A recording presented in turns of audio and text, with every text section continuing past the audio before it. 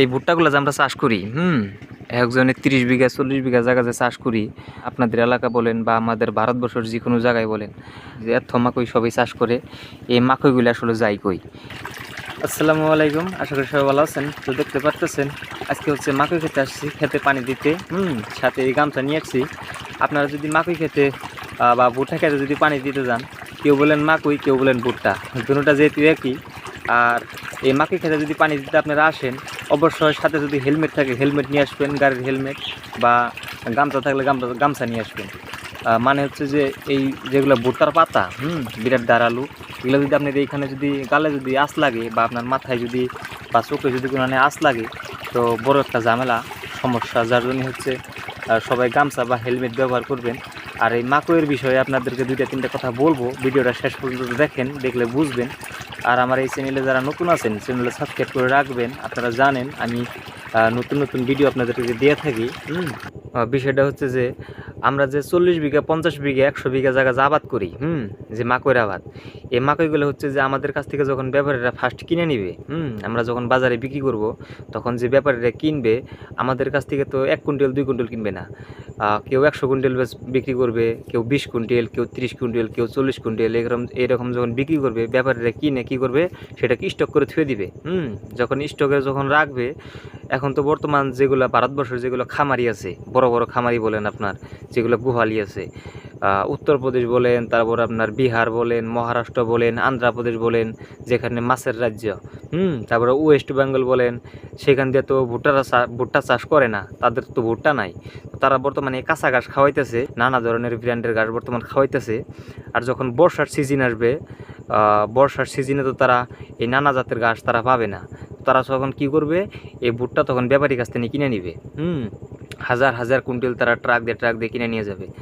কিনে নেওয়ার পরে কি করবে, তাদের যে বিদেশি ব্র্যান্ডের গরু আছে, মুন্ডা জাত বলেন, তারপরে আপনার নানা জাতের গাভী বলেন, জার্সি গরজ বলেন, তারপরে আপনার লোকেল জাতের গাভী বলেন, তারপরে ষাঁড় গরু বলেন, শাহিয়াল বলেন, এই নানা জাতের ষাঁড় বা গাভী, এদেরকে কী করবে, বর্ষার সিজনে তখন তাদের নিজে মিল আছে, নিজে মিলে ফাঁকি কইরা এই ভুট্টাগুলো তাদেরকে খাওয়াবে।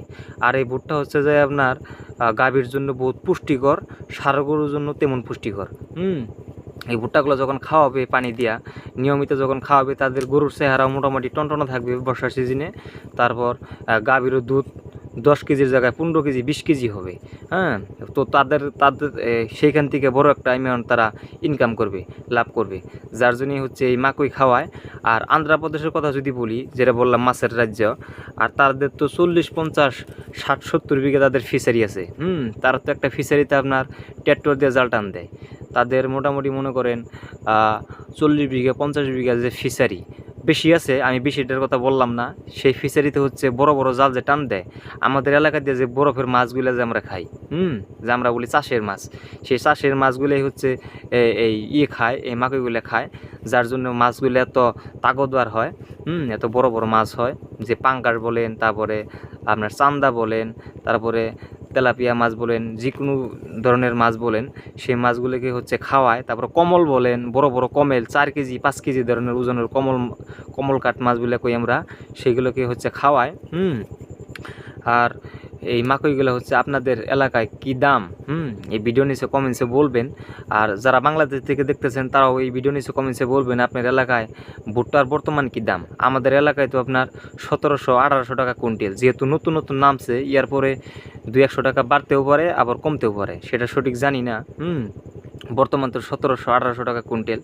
আর আমার মাকই মোটামুটি এবছর মাশাল্লাহ বহুত ফলন হবো। আমি যেহেতু মাত্র 4 বিঘা জায়গা বুনছি, আমি তেমন মাকই চাষ করি না। আমি অন্য আবাদের চাষ করি, সরিষা বলেন, তারপরে রামধনি হজ বলেন, ধনিয়া বলেন, তারপরে বেগুন বলেন, এরকম অন্য ধরনের আবাদ চাষ করি আমি যেহেতু ভুট্টা তেমন চাষ করি না, আমার কাছে তেমন ভালো লাগে না।